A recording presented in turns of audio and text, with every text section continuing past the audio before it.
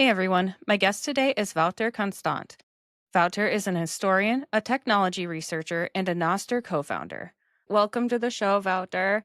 I was wondering if you could tell the audience about Nostr and a little bit about yourself and what you do. Okay, so well, as for me, I guess the little intro would be that my formal background, like in academia, would be history, economic history. In terms of like my career or job experience, my first and only proper job was into what's called IoT or like sensor networks, radio networks, that type of stuff. But for the most part, I have a background in my main interest, which is what's called distributed computing or decentralized computing systems. So in the Okay. olden days, this would be things like torrents, downloading things, Hmm. RSS, which is still the basis for podcasting, um, and all kinds of different protocols and systems that have come up along the way. Um, Okay. I guess the biggest one would be, and I spent most of my time in the past years would be Bitcoin, which is the largest decentralized computing network out there. And in more recent times, it's Nostr, which is Okay. an open protocol for publication and maintaining social networks. Okay. What does a typical day look like working on that? For me, well, I do Yeah. a couple things. So um, I I'm trying to write a book about the subject. I Hmm. do podcasts like this. Um, More recently, I'm with a couple of other guys. I'm trying to set up a foundation um, called the Web of Trust Foundation, where we Okay. uh, try to build out a protocol on top or a system on top of Nostr, with the aim of providing a safe and adequate internet environment geared toward children or younger people. Yeah. Um, and the thing is, it's an open protocol. Nobody owns it. Just some guy in 2019 wrote up a description of the thing, and Okay. things progressed from there. But there's no organization or business or whatever behind it. So um, I'm involved just with a whole bunch of other people, and it's a Hmm. pretty um, unstructured process for the most part. Okay. How do you think that this does this solve social media censorship issues? Um, or and how do you solve that while also keeping kids safe? I noticed that there's a lot of concern with like AI and children and accessibility to certain things. Right. So maybe we can touch on the kid stuff later, and as well as the AI, as well as many other aspects. Okay. Um, but the main idea behind Nostr initially was to create a censorship-resistant form of social networking. And Okay. initially, it was just more like building a Twitter type thing. Um, and um, the main idea behind Nostr is, well, you can call it censorship resistance, which is a technical term which we distributed compute type people like to use. But you could also phrase it in a positive manner, Okay. being freedom of association. So we want to create a system that provides freedom of association, but also provides another thing that is crucial, which is network effect. Because network effect is this notion where in a network, the more nodes you have in a network or the more people, um, the value of the network grows in an exponential manner in relation to the amount of people that are actually part of the network. So the most Okay. simple example would be phones. If you're Uh-huh. if you're the only person in the world with a phone, they're absolutely useless.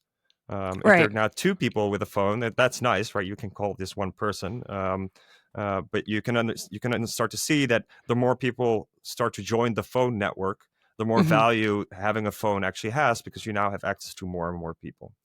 Yeah. So the basic notion of network effect is that everybody's there because everybody is there, Yeah. and this is the main core of the success of these social media platforms that we use. Um, is that initially they basically won the game for Mhm. capturing network effect, and that's the reason Yeah. why companies like Meta with Facebook or Instagram, but also Twitter, now called X, we only have like a handful of platforms that most of the people in the world actually use. And this is Yeah. the reasons, because everybody's there, right? Yeah. You want to be seen, you want to find people, so you go to the place where the most set of eyeballs are, to look at you, or you can look at the most um, varied things available to you because everybody is already there.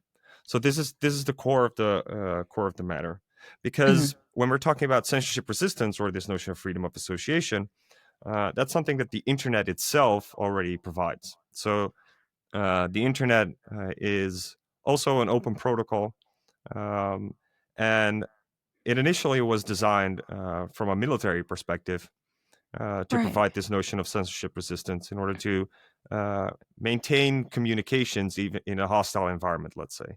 So you want to have a communication network that is not easily shut down.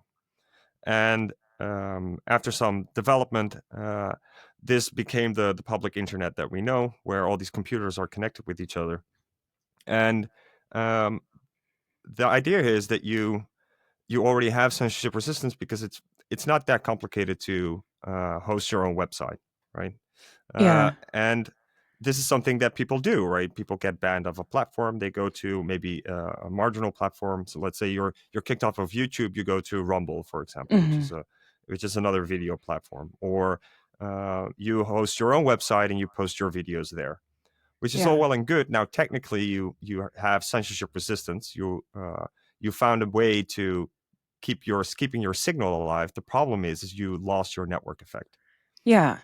So you're effectively self marginalizing the moment you leave these platforms, uh, because you don't have the network effect. You're not there where everybody else is. Yeah. So Yeah. the fundamental crux of Nostr is providing both. So at the same time, providing network effect as well as censorship resistance. Okay. Yeah, I had wondered in the past, or still do, I guess, why you hear a lot of people talking about the censorship that happens on platforms like YouTube. And then it's like, well, why don't you move over to Rumble then? Which, yeah, that would be a cost. But I've kind of wondered why all these people didn't band together and just say, no, we won't be on YouTube at all. We will only be on Rumble.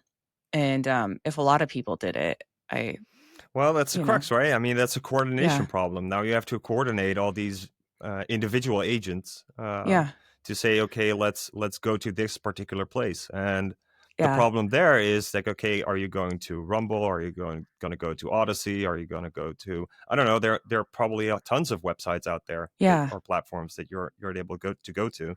So how are you gonna agree on what platform you're gonna go to, whether when organically initially everybody already agreed that they were going to go to YouTube. yeah, So yep, this is the thing, is that creating these network effects, or in order to be the winner, let's say, of this process, is very difficult. It's very hard to get to such a point. And once a decision collectively has been made, which in this case is like it is YouTube. And in mhm, terms of like videos, it's a particular thing because video hosting is expensive, so it's yeah, actually hard to create alternatives. But there are other examples. For instance, instant messaging or private messaging.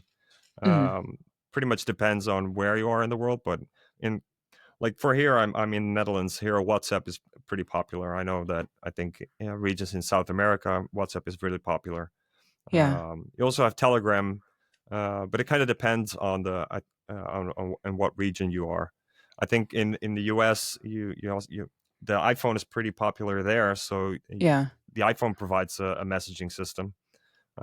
So even in different environments, these things, they as a result of some collective process, people ultimately, in an uncoordinated fashion, they coordinate towards one particular result, and from there yeah, on, it's very difficult to to move past to something else. Right. Right. I had, that I don't know, a while ago, I was very anti-Facebook, and I mean, it's really, like, turning into a crap platform in my opinion, but maybe I'm just not using it right, liking the right things or whatever, but you go on there to see what your friends are posting, and it's all ads, and, we we had a huge issue with people's accounts getting hacked and, like, selling fake items and whatever. I knew a lot of people who did it, and so some people were leaving Facebook, but then no one's using anything else like that. Like, I love X, Right. but none of my family uses it, and then there's the Facebook Marketplace, and yeah, it's really hard to compete, I guess. Well, and there you touch on something pretty interesting. It's by now it goes under this phrase of shitification, where this idea is that these platforms over time, or these internet services, these web Mhm. services, they shitify over time. They become more crappy, and that's actually been baked in right from the start. So how this Okay. went, because I'm saying it's like, okay, there was this organic process in ultimately getting into a decision is where we're going towards. Mhm. That's half true. But the other half of that story is that they're financed into that position. So Okay. um, because like I said, YouTube hosting videos is a very expensive operation, but basically for all these platforms, creating an account is free, Yeah. right? So who's paying the cost for all these users that are Right. signing up?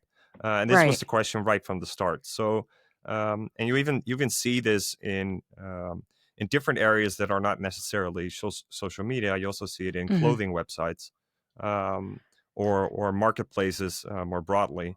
Like Amazon is a pretty good example, actually.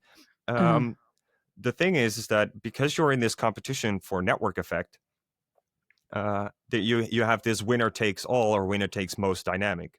Yeah. So the message towards investors always is like, okay, we're going to subsidize our growth, and we're going to do it into the foreseeable future, only to the point where we are the one we are where we are the winner. Let's say everybody's there Mhm. because everybody's there, and the moment everybody's there, we got them, because now first we undermined all our competition in the way there, so they're not Okay. around anymore, and from that moment on we can start to leverage the position that we have in order to start making money, which Yeah. ultimately just results in this whole shitification process, because now the pressures are on. It's like, okay, how are we gonna fleece these sheep, right? It's how are we gonna get our wool. um, Yeah. so now the frictions are starting to occur, the ads are starting to occur, the incentives as to what kind of content is suggested to you starts to shift, this type of Mhm. things.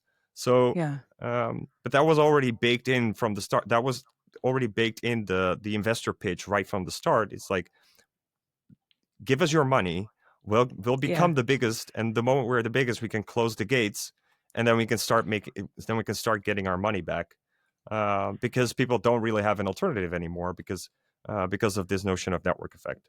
Yeah. So it's not actually a surprise that we're in this situation. Yeah. I'm gonna start using that word. I'm gonna say "shitified" as well. I think it's a Something's been paper. shitified. It's a phrase from an actual paper. I think it's from 2019 or something. Really? Yeah. Yeah, I like that. So it's an observed phenomena, but even you could have come to that conclusion. You could have seen it coming. All right. Right, right. Yeah, yeah. Um, so, yeah, I guess we kinda discussed, like, the real is that the real problem with social networking platforms, or are there are there other major problems with social networking Well, I platforms? think there are various kinds of issues. Mhm, Be that censorship, or the shitification, as I mentioned, or mhm, whatever it is. But I think fundamentally it boils down to this notion that um, it's the problem is that there are centralized platforms. So now we've as we discussed, we have we it's a this network effect is captured by a single entity. uh-huh, So let's say Facebook, for example. they have a growth problem because they basically already captured the entire global population for the most part. Yeah. So there are still people getting onto the internet because they weren't on the internet before. Um, but even there, the limits are being reached. So Yeah. only the newborn people are are new customers Yeah. for Facebook. So um, the whole point is that now Facebook is responsible to facilitate all these services for all these people. And Yeah. here an interesting problem occurs because um, these platforms, they are private companies, Mhm. but uh, because of how we interact with these platforms, how we behave, um, Yeah. and these network effects of everybody's there because everybody's there, we treat them as if they are public spaces. Yeah. So we treat them as if they are the public square, as if they are these places that we have political discussions and all kind of let's say civil functions Mhm. um, that are facilitated by these private companies. This becomes a problem because now these platforms don't only have to deal with all the varied interests of their users, which is as varied as there are users, and they already captured Yeah. everybody. But they also they have their own interests as a business. They have the interest that they have to cater to of their advertisers, are their Mhm. real customers. Um, but now, because we're using them as the public square, there are now also public interest involved, and that's where Yeah. governments come in, because governments are looking at this stuff, and there's like, wait, we're treating it as if it's the public square. These are Yeah. public interests. This is our domain, so we have an opinion about this stuff. Right. But because it's global, it becomes a geopolitical problem because we don't have a world government. We have the United States as an opinion. We have the European Union as an opinion. Turkey has an opinion. China has an Mhm. opinion. So all these different countries now also have opinions. So you can imagine we have this single platform and this tug of war going on between all these varied parties, which are all the different users, the corporate interest itself, the advertiser interest, and now all these different geopolitical interests that are all tugging onto what the policy ought to be of this single particular platform. Yeah. So and that's where I think all the problems start to occur. It's because there is no solution to this issue, right? There is no Right. clear solution to everybody being involved in this, I don't know, five-way tug of war going on. So I guess that's at the core of the matter. And that's why um, with Nostr, the whole point is decentralization. So we're no longer relying on a one particular platform to provide all these services for us. We're able to decentralize it. And in order to explain that, we have to look at these central platforms and see what is it actually that they're doing. Right? Mhm. They are they're some of the biggest corporations on this planet, so they're obviously facilitating some service. Right? They're doing something right. Yeah. What is it that they're doing? Well, you can cut that into three different categories. So the first one would be identity and network. So this is Mhm. your account, and this is the people that you follow and the people that follow you, right? Your what's called the social graph, or your social network that you have. The second part is what you call hosting. So this is actually making your content available. So you post a video or you post a Mhm. tweet that has to be stored on a server, right? There are physical machines out there on this world that has to store that data and have a good enough connection in order to, if somebody else wants to see it, they can actually download it from those servers. Yeah. And the third part would be what you could call indexing, and this is stuff like search functionality, suggestion algorithms.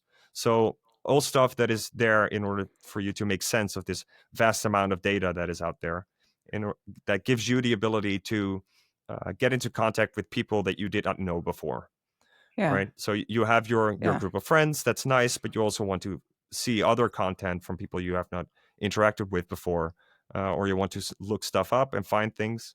So that's the third category. And what Nostr does is, as a protocol, it breaks that up. So now Okay. these three functions are no longer at one place anymore. Um, they reside in different locations, you could say. So Okay. to start with the first is this notion of identity. What Nostr uses is cryptographic key pairs. So Okay. this is similar as to what Bitcoin uses, for example. The whole notion with Bitcoin is that you can just generate what is called a cryptographic key pair.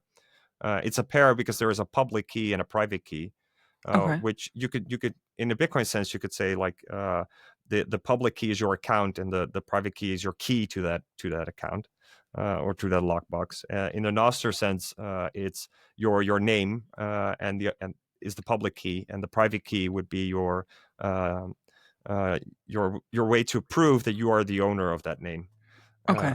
And what happens in Nostr is that everything that you publish, you provide with what's called a cryptographic signature, and you can just pretty much map this to this analog notion of just signing everything that you publish with your own signature, right? Mhm. Um, and that way um, you can locally verify that something came from a particular person. So that means that, and this goes into the second notion of hosting, that it doesn't matter where stuff is hosted anymore. Because Okay. currently, if you look at Instagram, for example, Yeah. you can ask yourself, what is an Instagram post? An Instagram post is something that resides on Instagram.com. Instagram.com Mhm. is a domain, it's a specific place.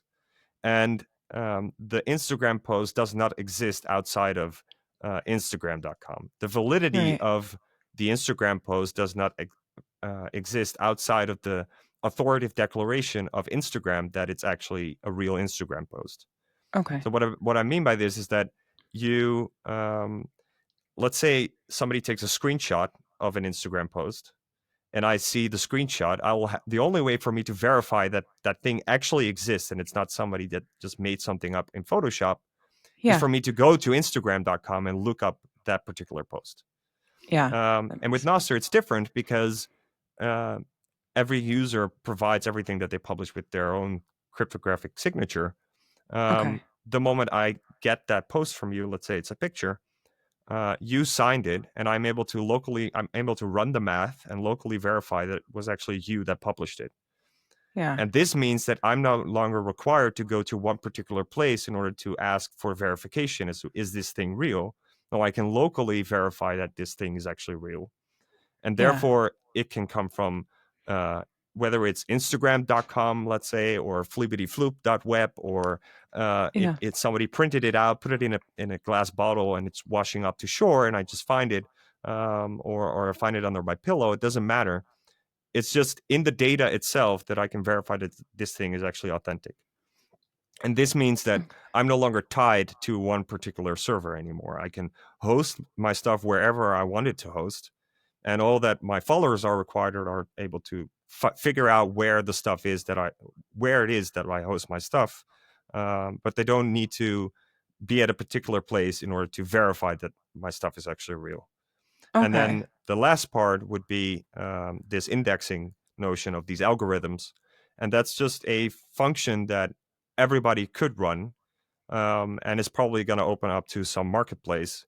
Because if I have like a very, very fancy computer at home, I would be able to run those types of algorithms myself.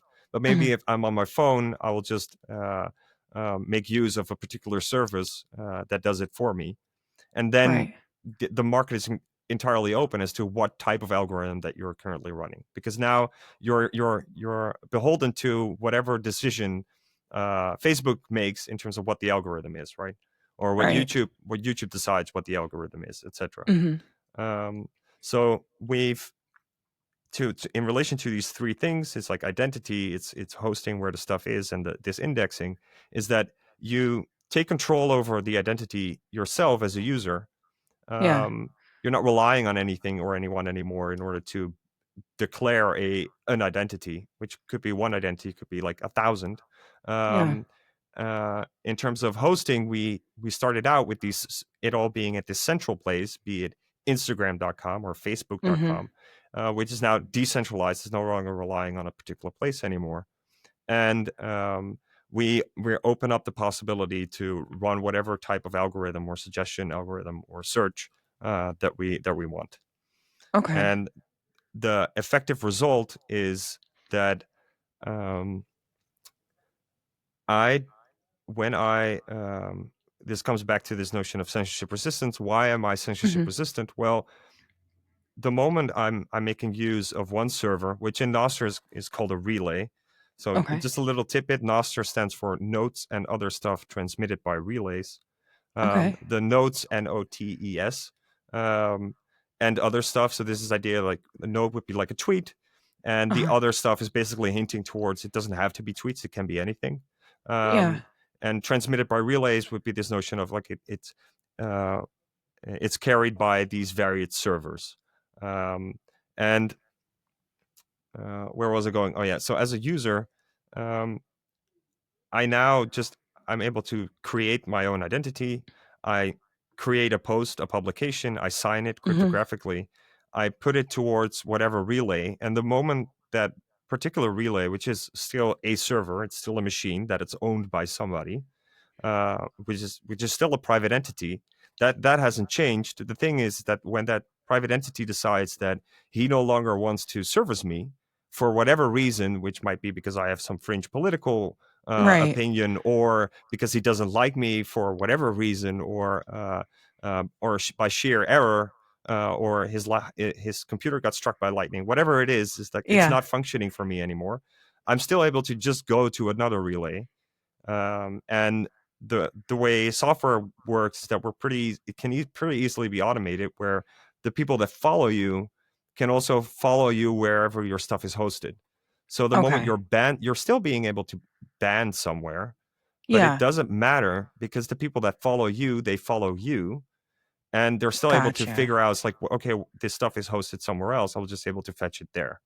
Yeah. So, and that's why it facilitates this notion of freedom of association, is that we don't have to come to agreement as to what the policies ought to be, because we rely on this thing for civil function, let's say.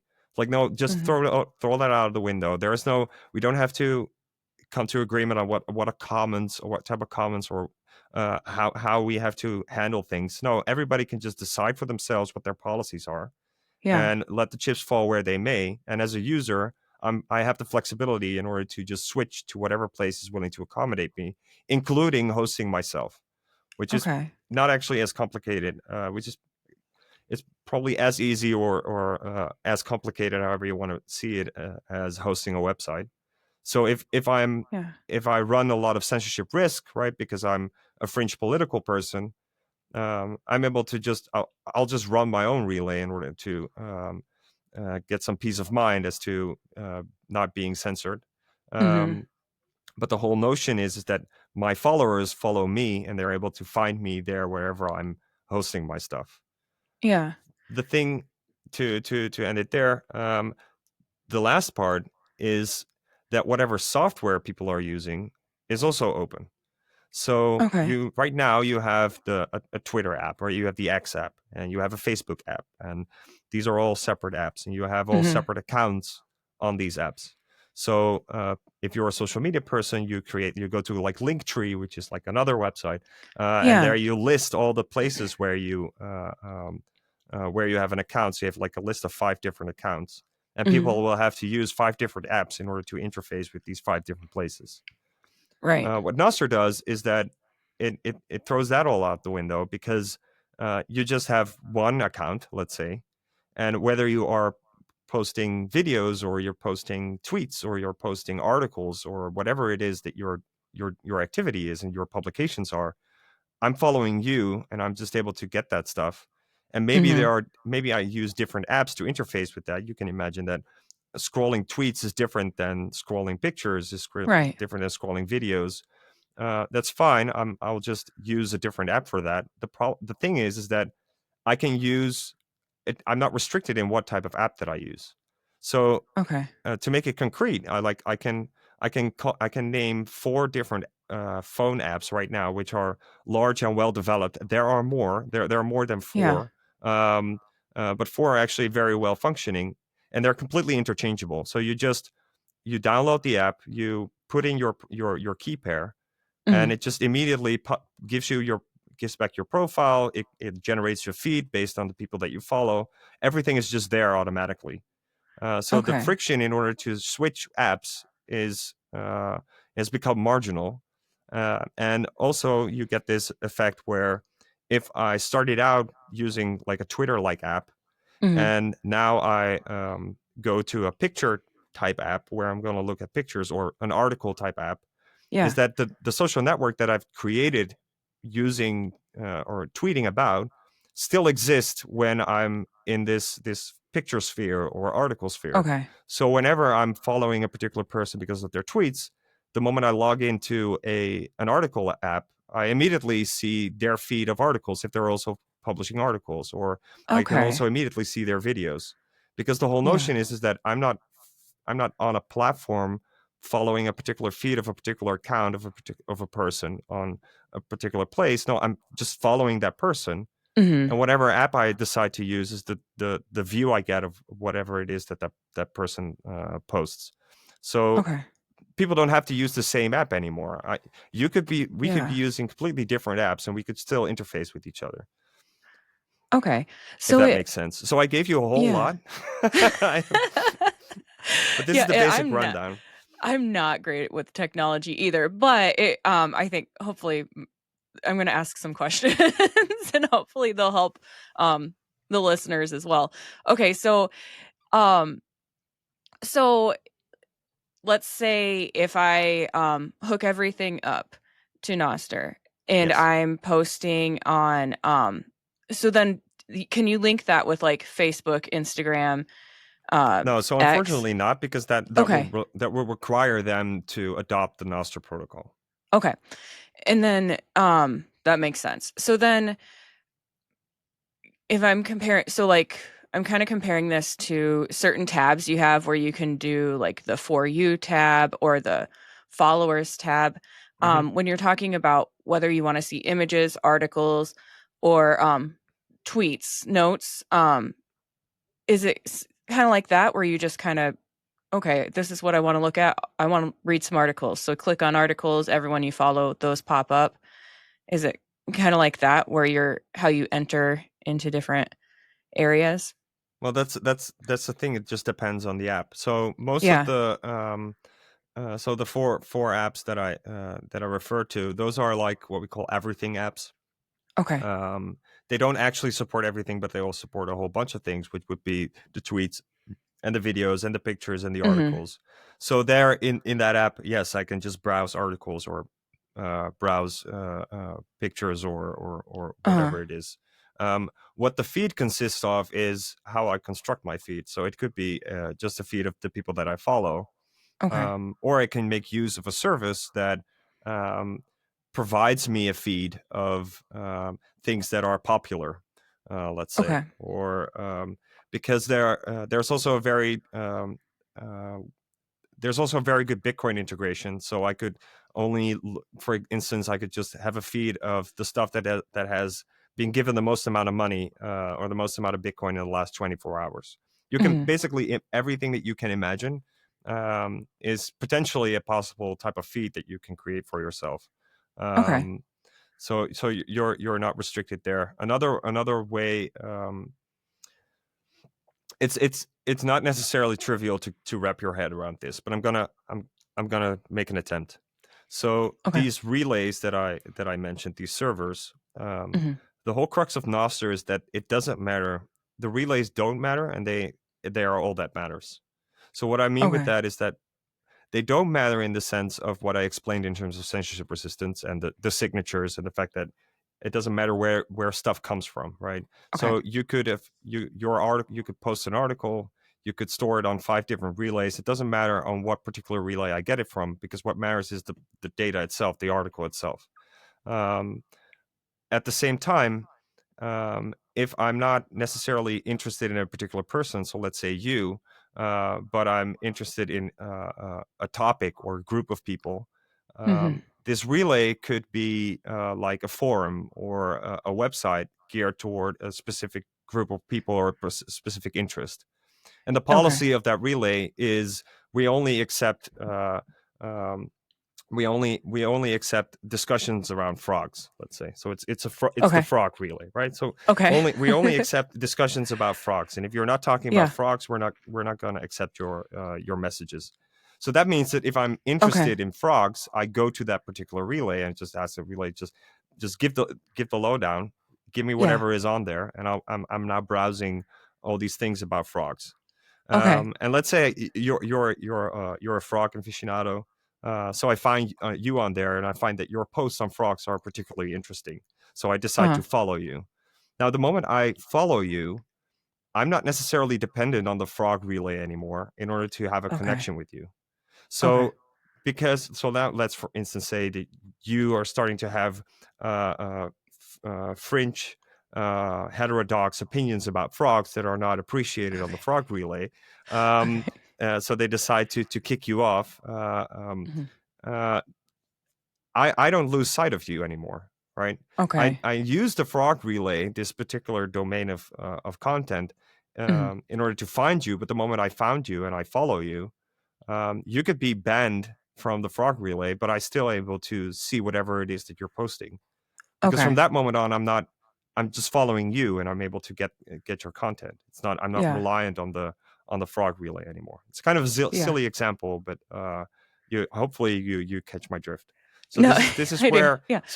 this whole notion of it's like the relay matters and it doesn't matter at the same time. Mhm. So it matters in terms Yeah. of like if I want to, it matters in the sense that people are free to run their own policy, Mhm. which is an important notion. I'm not talking about some communal kumbaya where we're relying on the goodwill of people in order to be nice and cooperate with each other. No, it's Mhm. these are all private environments, and people, um, whatever interest that they have, it could be a business interest for profit. It could be a communal interest. It could be a charity, for example, or just because somebody likes frogs a lot and he decides to put in the effort to host a frog relay.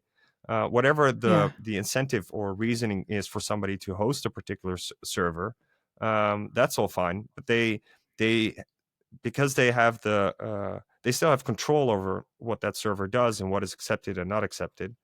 So Mhm. we're not in this tug of war anymore as to what the policy ought to be. The owner of the server decides what the policy is, and if you don't like it, well, too bad. You are able to go somewhere else, and Right. that's the problem with the current paradigm. Is you're practically not able to go somewhere else. Technically, Yeah. you are. You can go to Rumble, but now you're marginalized, and you lost the network effect because Mhm. all the subscribers that you had are gone. Whereas in Right. this Nostr context, they're not gone. They're still there. They're Okay. following you, and okay, you're now on a different server. That's fine. You Yeah. haven't lost your subscribers. You haven't lost your subscribers, and your subscribers are also able to find they're watching your videos, and now they're also able to find your articles and your tweets because it's not in these different silos and different accounts, and whether it's X for your tweets and Instagram for your pictures, etc., etc. No, it's just stuff that is signed by you. Um, so we're not stuck in these silos anymore. Yeah. So now we maintain network effect while still having censorship resistance. So we have both, and we actually have more network effect because we're not stuck in these silos of um, the tweets are in on X, the Mhm. pictures are on Instagram, the videos are on YouTube. Those Right. are all vertical network effects, let's say. Mhm. Whereas in this Nostr context, we're able to horizontally integrate all these networks. Yeah. So potentially the networks effect are actually bigger than they are right now. Because what's happening right now is basically all these platforms are trying to become everything. Yes, I've You noticed have that. yeah you have the Chinese example where it's fully integrated. But you see the same thing with X. It's just like Mhm. it started out with tweets, and now it's also does video streaming and Yeah. long form videos and all types of stuff. It tries to integrate all these things into their own platform. Mhm. Um, uh, but the thing is with Nostr is like okay, is that you're still stuck with a particular app, right? So now Right. do Yeah. you still like your X app when it starts to also give you videos? Is that the nicest app to watch videos with? Maybe not. Where with Yeah. Nostr you can use whatever app and it doesn't Yeah. matter. So you Yeah. can use a very fancy, nice video app, and if you don't like that app, you just use a different app, etc. Sorry to interrupt. I just wanted to tell you about my sponsors real quick. Sometimes I get on a roll cleaning or gardening, and I need a boost but don't have time for a meal. Big Fork brand's pork jerky is the perfect choice to keep my momentum, offering high protein snacks for on the go energy boosts. Not only do they offer pork jerky, but they also make pork sticks, bacon sausage, bacon hot dogs, and burger and hot dog sauces. Products come in a variety of delicious flavors, including Thai green curry and maple and brown sugar for the meat options, and gangster and Chicago fire for the sauces. I personally think the original flavor of the pork jerky hits just right after tackling a big chore. It's a little salty and very flavorful. My discount code gives you 20% off your entire order, and it's currently the best deal available. Just visit bigforkbrands.com and enter in my promo code JADE, that's JADE, at checkout. Are you looking for a gift for a music lover, or maybe some apparel to show off your quirky side? Old Glory has you covered. With over 300,000 officially licensed items covering music, sports, entertainment, and pop culture, you're guaranteed to find the perfect item. They even have seasonal gear. My husband enjoys the Beatles and Led Zeppelin apparel, and I love the Billy Idol apparel. I even found items for my fellow plant enthusiasts. This family-owned superstore is known for their quality and customer service, offers free standard shipping on all orders, and orders are shipped the same day you purchase. My discount code gives you 15% off your entire order, and it's currently the best deal available. Just visit oldglory.com and enter in my promo code JADE, that's JADE, at checkout. Looking for a game-changing way to improve your health? Zevo Life is the world's most nutrient-dense whole plant, packed with over 50% plant protein, essential amino acids, fiber, and antioxidants.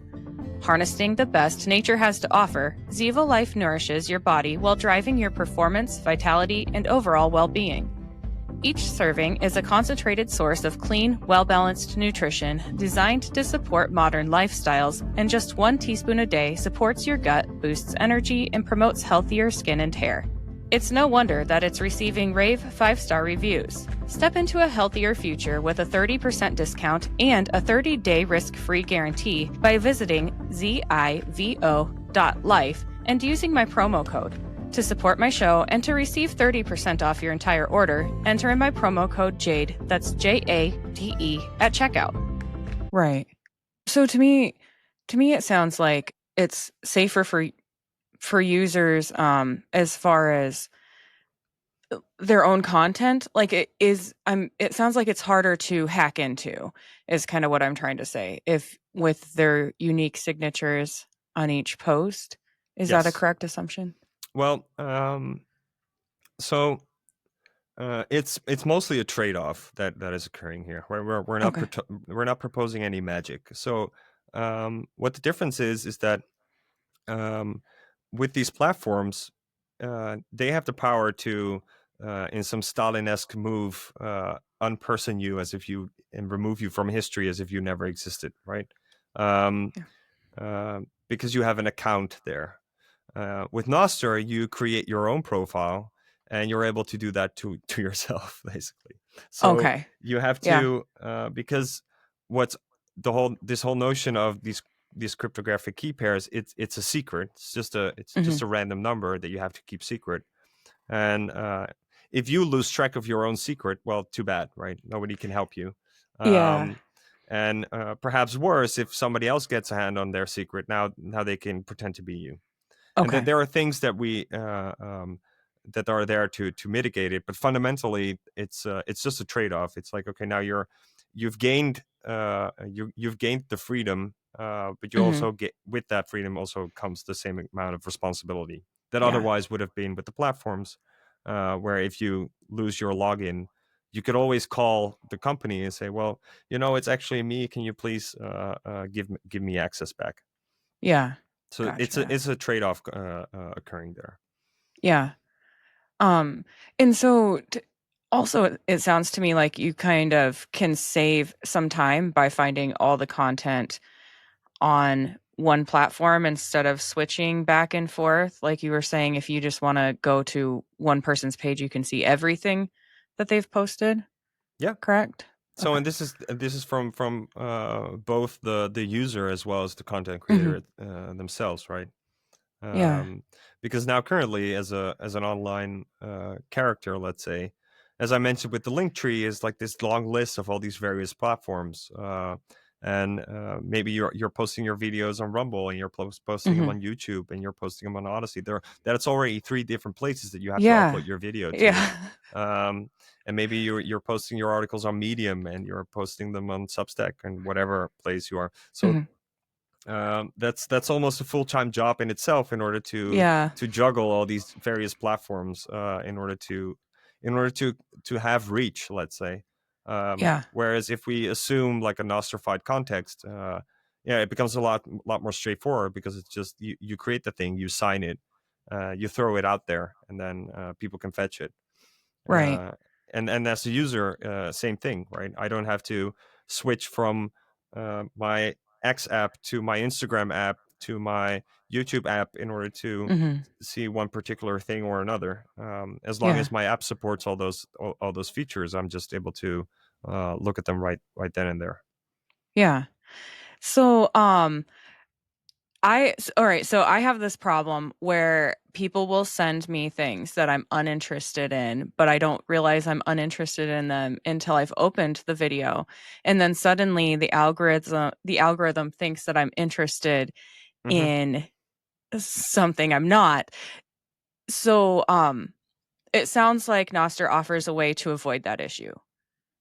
Is that because you're controlling your own algorithm, correct? Correct. Yes. Okay. That would So be so so nice. now if you so now if you for most apps, right, the base algorithm, the default algorithm would be reverse chronological order of the people that you follow. So it's Okay. just the people that you follow, and you just see the latest stuff is at the top, and then if you scroll down, you see previous posts. Mhm. Um, like I said, kind of depending on the app, you also have this notion of relay feeds. So you just go to a particular relay, and you just say, just show me what you have there. Now, interesting stuff can happen there, because there, for example, and I'm hoping, hopefully I can explain this in a way that people understand what's going on. Nothing about this relay stuff is defined, so people are Okay. free to do whatever they want, because the relay Yeah. is in charge as to what is written to the relay and who is able to read from the relay. Um, and other than that, it's just a simple storage of data.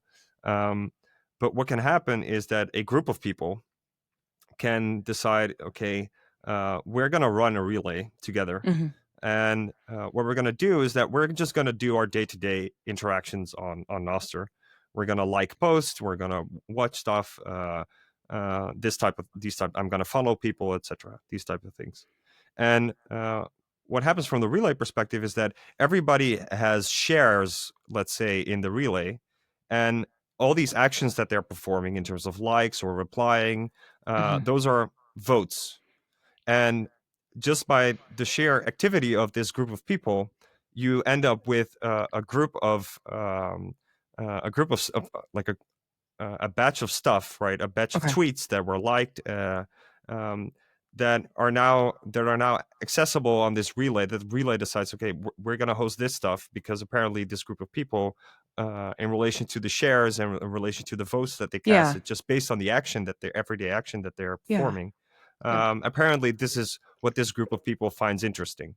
So now this is just a derivative of the activity of that group of people.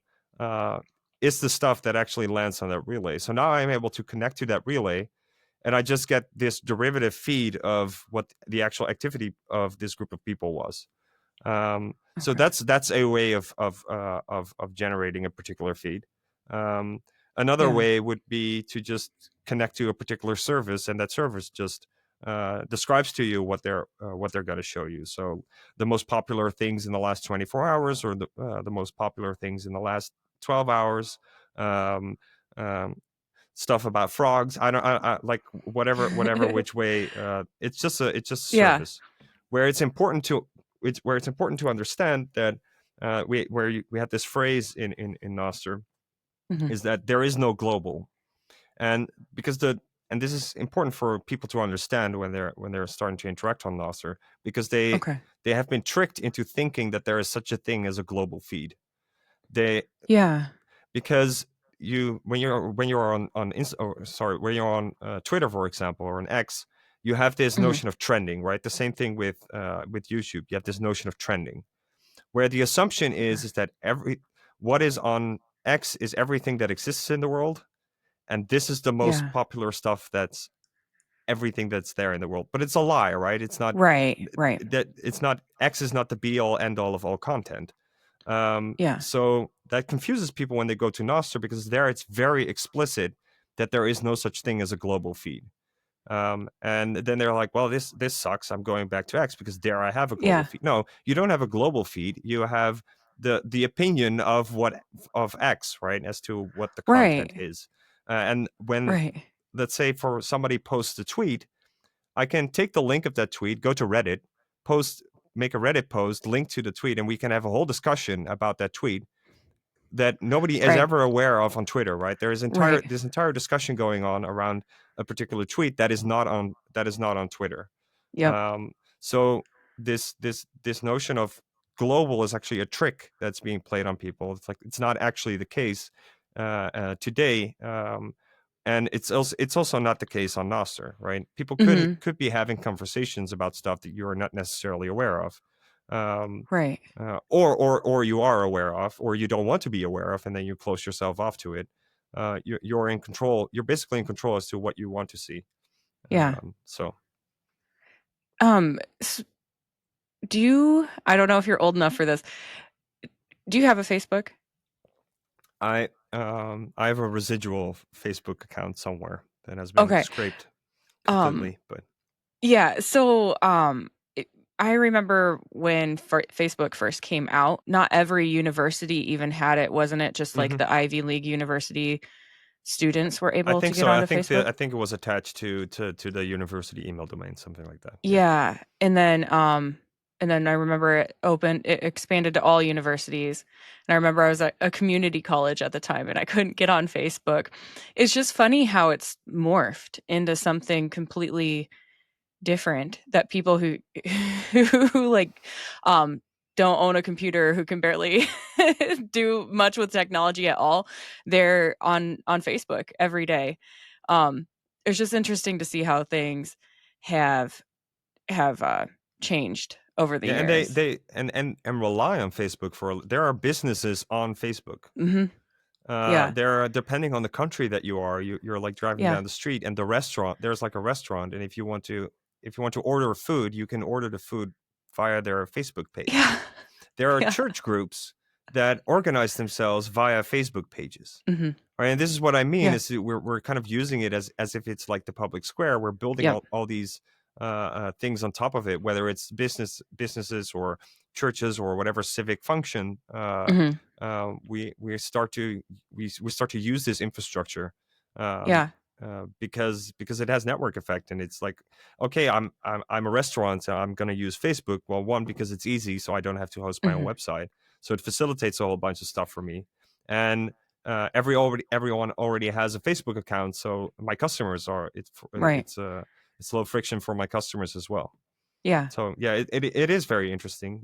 But the other side of that coin is that it was a good pitch to investors that apparently Mhm. the investors also picked Facebook, right? Yeah. Yep. So, what would it look like for like, would Nostr be a good place for businesses to advertise? Well, the honest answer right now is um, it very much depends, but probably not, because not a lot of people are on there. Right. But there are businesses. So um, the as to what the share of users is, it's there's a lot of Americans on there. Mhm. Then there are a bunch of Europeans. Interestingly enough, there is also this Japanese contingent that are just completely doing their Really? own stuff um, for two reasons. The first reason is that they tend to lock down their relays on geolocation. So Okay. if you have like an outside IP, you're not able to connect to their servers. Okay. And the other reason is that they have their own perspective on how things should work and how things operate. Mhm. Um, which is completely fine. I mean, they can do that, but it's very interesting that a bunch of Japanese people started to adopt a Nostr in this way. Um, Yeah. but and it was born out of Bitcoiners. So Uh-huh. um, the person that came up with it was a Bitcoin developer. Um, Okay. of course, his friends are also Bitcoin developers. Um, so the initial group basically that starts to colonize the protocol, let's say, was Mhm. all a bunch of Bitcoiners, and then you get derivative things where there are certain um, like health nuts and food. So there are now beef tallow businesses on Yeah. Nostr or that type of stuff Yeah. that are actually they're doing pretty well because their customer base is on Nostr, Yeah. and what they're basically doing is that they found a place where they minimize the ruck. They don't have a ruck pull risk, right? They cannot be nothing can be Yeah. pulled. The wool cannot nothing can be pulled underneath from them. Where Yeah. if they would have run their business on Instagram, for example, uh, by advertising by sharing the pictures, it's like Mhm. if the moment Instagram decides for whatever reason, could be error, to Yeah. delete their account, now their business is gone. And this Yeah. happens. I mean, there are plenty. You can go online and look for plenty of articles, and there are cutesy little knitting shops or whatever Yeah. that just get banned from Instagram, and now their business is gone. Yeah. So yeah, those people are on there. Musicians is also interesting thing because Spotify is very dominant, but Mhm. uh, musicians are barely making any money off Spotify. Yeah. And now there's this little movement going on of getting musicians onto Nostr, where Yeah. because Bitcoin is very tightly integrated, it's very low key to just actually send them money in this model, this value for value model that Okay. Adam Curry, which is the Podfather, is his nickname, right? Uh-huh. He's one of the main guys behind this notion of podcasting, um, and his notion is that I produce value by creating this podcast. So my question to my audience is like, what type of value are you going to give back? Are you going to help me out, or are you going to send Right. money, or are you going to give me some interesting information, or that Right. type of stuff? And the same model applies for these musicians. And however little money it is, they're already making more money on Nostr than they would have at Spotify. Uh-huh. Um, so the whole crux of the matter is like where's your audience? And Yeah. if you have your this is another notion on the internet is that if you all you need is like 1,000 dedicated followers, and Mhm. if you have 1,000 people that are really interested in you and are willing to send you $5, well, I mean, then you're there, Yeah. right? You're able to just do your thing and grow Yeah. from there. So as long as you're able to capture those 1,000 people, Yeah. then you're good to go. And if you do it on Nostr, uh, that's the last place you're gonna have to set up shop because you're not you've insured yourself against the risk that somebody's going to undermine your ability to run your business and Right. get between you and your audience, right? You have a method where you are always able to stay in contact with your audience, and your audience being able to stay in contact with you. Right. Yeah. Yeah, I like the sounds of it. I've seen people lose everything that they have with those Facebook hacking things. Like my brother-in-law still can't get back on Facebook. He's like, I just want marketplace, you know. But but yeah, you were saying you could just go to do a different relay if something like that were to happen, Yeah, if correct? if if Yeah. somebody if a relay decides to cut you off, then Mhm. yeah. As to if you were to lose your keys, that's Right. a different question. Yeah. There are two things here. So one is that um, because we're using cryptographic key pairs, which Mhm. for a lot of people will be um, perhaps a little bit rough to start out with, right? Because Yeah. it's a random string of numbers. Like, what do I do with this? Um, the bottom line is just it's a secret you have to keep safe, and Yeah. I think most people ultimately will have to be able to have the intuition as to how to keep a secret safe. Yeah. Um, but it's also cryptography, and we're able to do a whole bunch of cryptographic magic, let's say, where we're able to split this thing up and distribute it among different people that now can cooperate in order um, to produce those signatures for you without them Mhm. necessarily being able to run off with your identity. Yeah. Um, and the other part is what this notion of with notions of web of trust, where if I lose my identity or my identity gets stolen, um,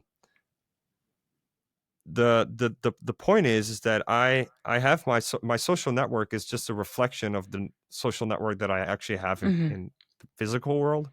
So Yeah. like if I live together with my partner and I see my friends every day and Mhm. etc., then I'm able to just I'm this is not necessarily there yet, but this is stuff that we're working on where it's like, well, if I'm just able to just generate a new profile and tell to my partner or my wife, let's say, it's like, okay, well, I'm now running under this new identity, and the same with my friends and the people Yeah. I interact with on a daily basis, not necessarily online, but in the physical world, or I'm able to just call them via Yeah. other channels. Then I'm pretty quickly able to just rebootstrap my identity. Okay. um, so these are things that we're working on. But well, Yeah. as I mentioned, it's like the same thing goes for you run a risk where you lose things on these central platforms where you're not in control, and here you're Mhm. more in control, but that also implies responsibility Yeah. uh, of what those consequences are. Right. Right. Um, so how does this tackle the problem of online identities? Yeah, so this is interesting because it's a hot topic, especially because now we have Yeah. various governments coming in introducing digital identities. Um, the thing there is that the thing with the difference between um, those types of identities and the identities we're talking about in Nostr, as well as what's the what's this notion? Oh yeah, stuff like social credit scores, let's say, Mhm. which is tied to this problem Yeah. of digital identity. Is the fundamental difference between the two types of identities is with Nostr you create that identity yourself, and you're also in control as to what that identity means, right? I could Mhm. be Pirate Man 999, right? If that's the identity that I want to express, then it's Pirate Man 999, Mhm. and I can make a separate one that is Wouter Constant, which is going to be my everyday or my real persona, let's say.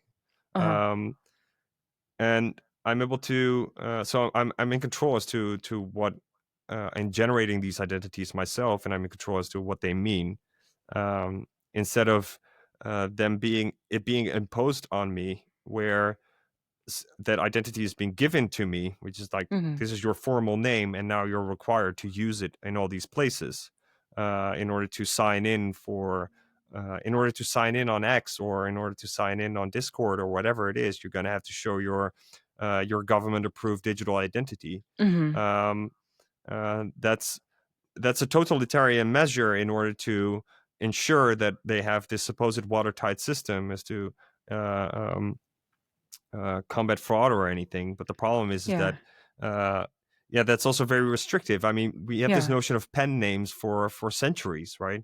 Yeah. There are a lot of poets and writers that publish things under a name that was not their actual formal name, Right. and they Right. did that for a reason. And that's something that we have to protect, right? That ability to do that. Mhm. And that's something that Nostr allows, right? That's like I said, if I want to be Pirate Man 999, I am Pirate Man 999. Yeah. And associated with that is this notion of social credit scores, let's say, where um, you can still have this notion of a social credit score. It's might not be the right phrase, but when you create these social networks Mhm. and these social graphs, people have opinions on each other, right? Um, Yeah. so, but the problem is that the thing with the social credit score, it's this supposed objective thing.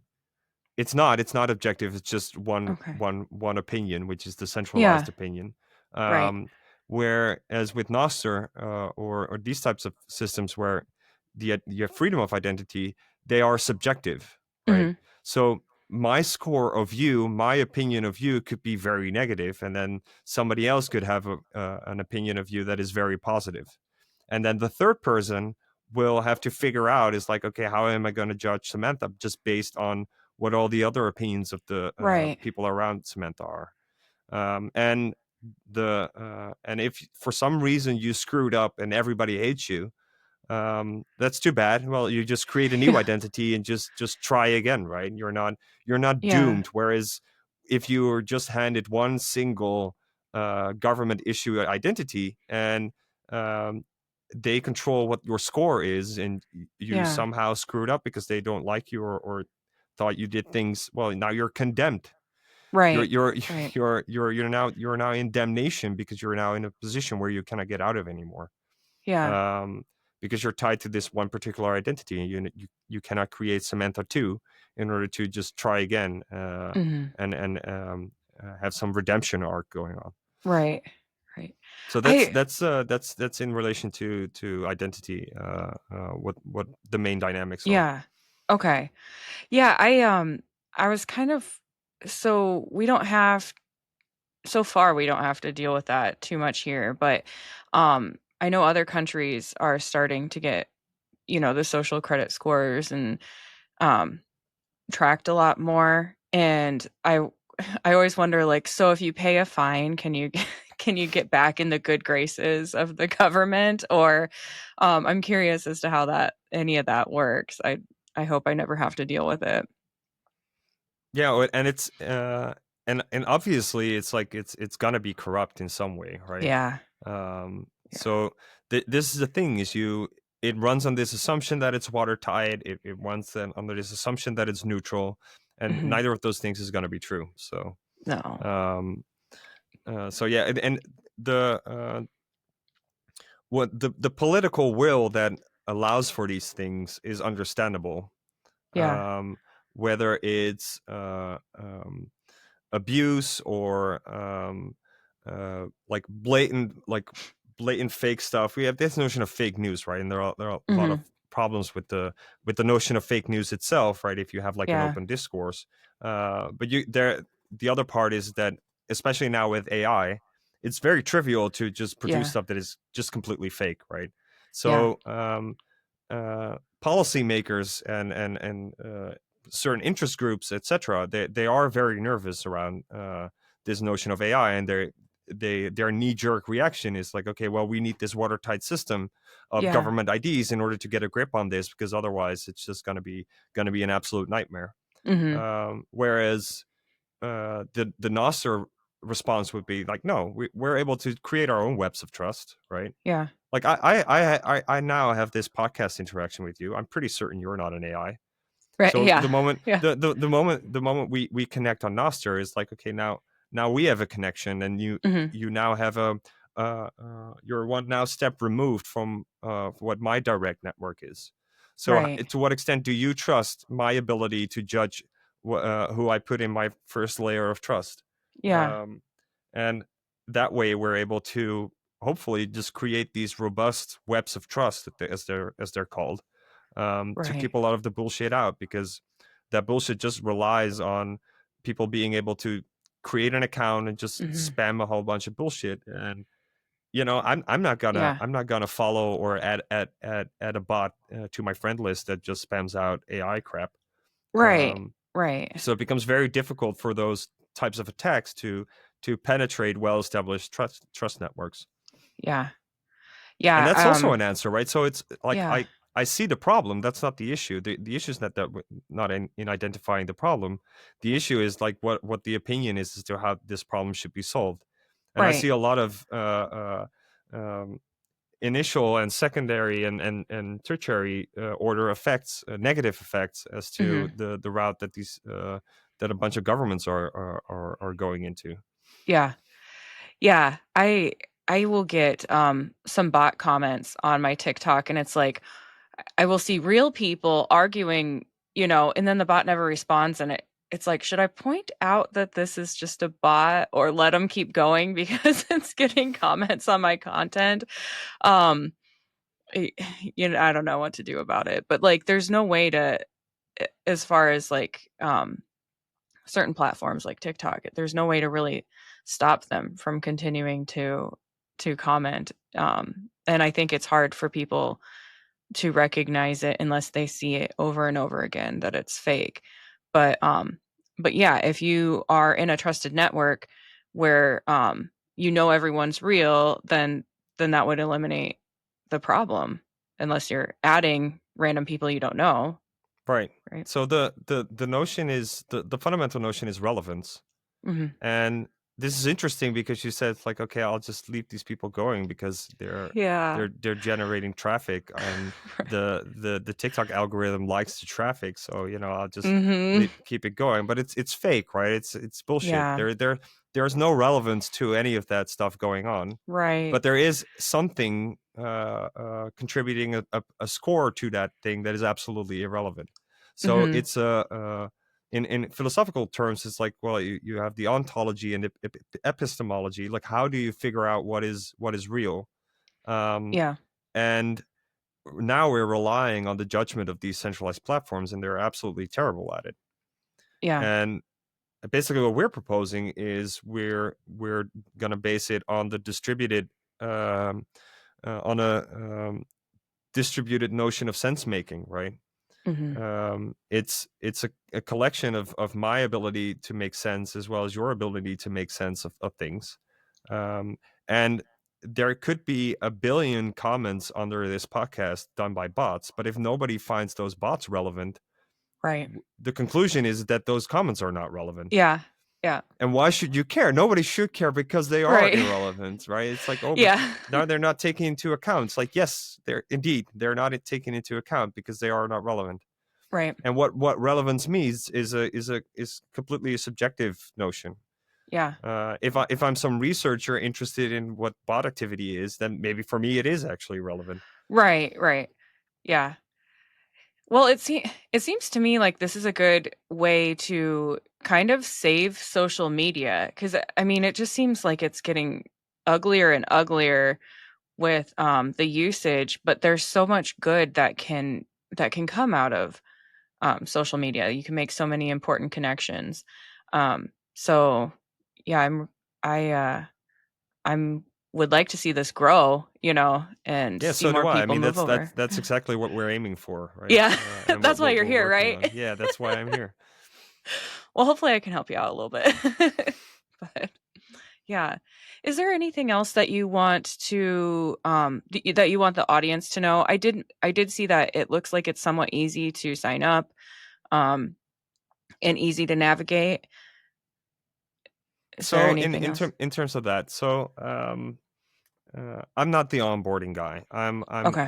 I'm the spreading the message guy, right? Yeah.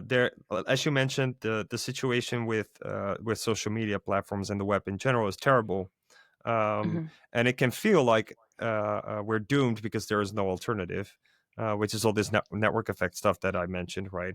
And it's Yeah. very hard. And what you said, it's very hard to coordinate people to go somewhere else and Mhm. free ourselves from these stupid platforms. Yeah. So the core of my message here is hope, right? Yeah. There is hope. Don't despair, um, because there are a bunch of people working on this stuff. Yeah. It is real, right? There are apps. There are a Yeah. lot of apps that you can run in your browser, that you can run on your desktop, that you can run on your tablet, that you can run on your phone, be that Android or iOS. Mhm. But you have to be aware that the core notion of this thing is social. Yeah. So what is your reason to be there? Yeah. And a large part of that reason is the people that you find interesting. So Yeah. um, if you're having a hard time finding the people that you think are interesting, be that your friends or some other stuff, you're not going to have a lot of reason to Right. to be on Nostr, let's say. So and that's why I'm not the onboarding guy. It's like, Mhm. I'm not here to tell you that it's your time. be that you specifically, Samantha, or whomever in the audience, that Uh-huh. that it's your time to be on Nostr. Also because it's currently we're very much in what is called like an early adopter stage. So Okay. things are in development. Things have Yeah. improved a lot, like over the last year. But Yeah. to give the brief summary, at the end of 2019, some guy published like a little paper describing this stuff. Uh-huh. Um, at first, he convinced like his developer buddies to have a look at this, Yeah. and they thought this was interesting and cool, and they started to tinker. Um, and after a while, there was something there. Then there is this entire story where it caught the attention of Jack Dorsey, Mhm. where that kicked off a lot of more things. Um, Yeah. but for the most part, it's like the current web is, let's say, 20 years old, and Mhm. there are the largest multinational corporations with thousands of employees um, building this stuff over the past 20 years.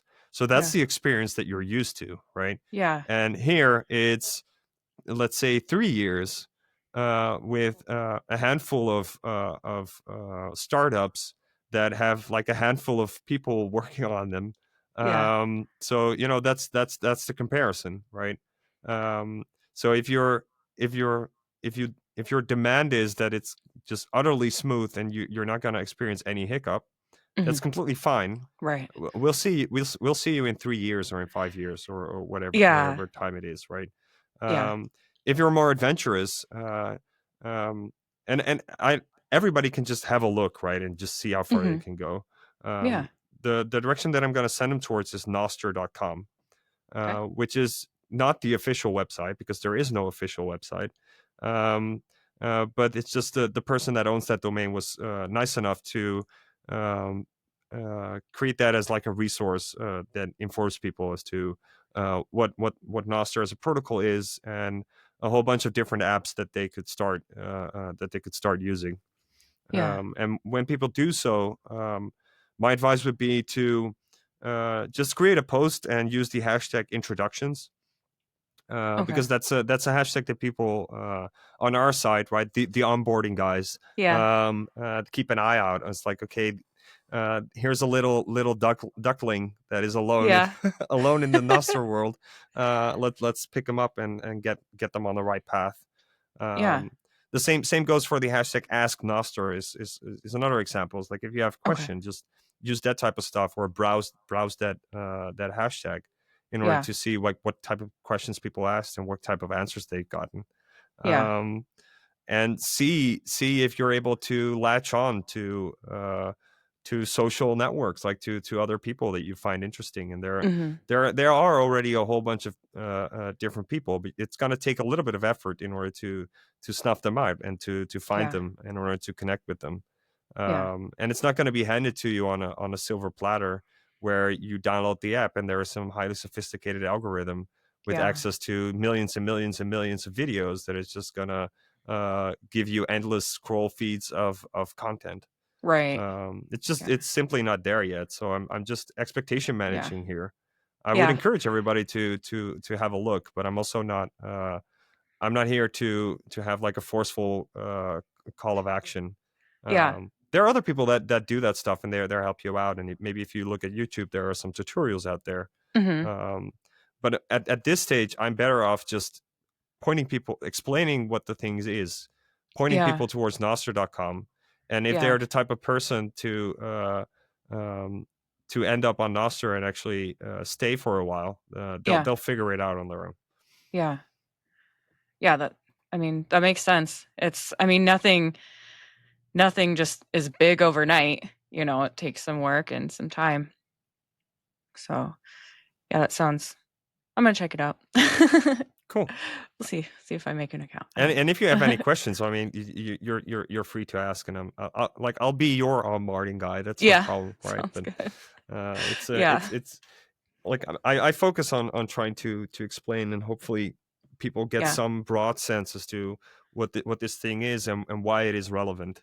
Yeah. Um, Well, so I actually like the idea that you're getting on and you're not already given stuff to follow though. Like like when I deleted a Facebook account and recreated it, it was like, "Oh, do you want to be friends with all these people from high school?" It's like, "How'd you even know that I graduated from there?" But it must have still like maybe because they stored the information from my email address or something. But it's like, no, that's not what I got back on here to do. Connect with people from high school. I want to connect with the people around me, you know. Right. So I like the idea of being able to just kind of start fresh and control what you're seeing a little bit more. And those options are there, right? Hmm. Probably not your immediate high school or whatever, but Yeah. there are these notions of follow packs, which is like Okay. groups of people in Yeah. relation to a particular interest. So if you like gardening, there is like Hmm. a follow pack for gardening, and then you immediately follow all these people, um, Yeah. and you're not tied to one follow list. You can have multiple different follow lists where Hmm. you're like, now these are my close friends, or um, this is like the gardening follow list for my gardening interest or whatever type of interest that you have. So these Yeah. are all options, but this is all stuff that, and the same goes for various types of relays that I explained. Um, but this is all stuff for people to explore, and um, when they are exploring, they have to be what I do think is important to mention is that you're not stuck with the app that you picked out initially. Right. So if you find an app that works pretty well, that's fine. Use it for a week and then decide to check out another app, and then experience what how this frictionless switch to another app actually is, right? That Yeah. you've built your feed, you're looking at stuff, you're now logging into a different app, and all of a sudden everything is there. Hmm. And for the first time I experienced that, that was a very, very interesting sensation, because it's like it's this notion of freedom, Yeah. um, that you immediately get. It's like, oh wait, this is for this app. It's also for this other app. And now on a Yeah. daily basis, I use 5 different apps on a daily basis, Yeah. and some of them are on my browser when I'm on my desktop, and I can just as easily switch to my phone, and it's seamless, and they're all different applications, and it all depends on what it is I'm doing at that particular time, what I'm Hmm. interfacing with. I'm just using that app that is best for that use case. Yeah, that makes sense. Sounds easier than all these different accounts. So, Yeah, that's terrible. I mean, that's funny, right? I'm doing this podcasting tour, let's say, yeah. and they're all asking for my socials. It's like I don't have any socials. Yeah. Yeah, that is the that is the one thing. Well, thank you for being here, and I will keep in touch and let you know when the episode's out. All right. And all Well, right, thank you for sounds having me, good. Samantha. Of course.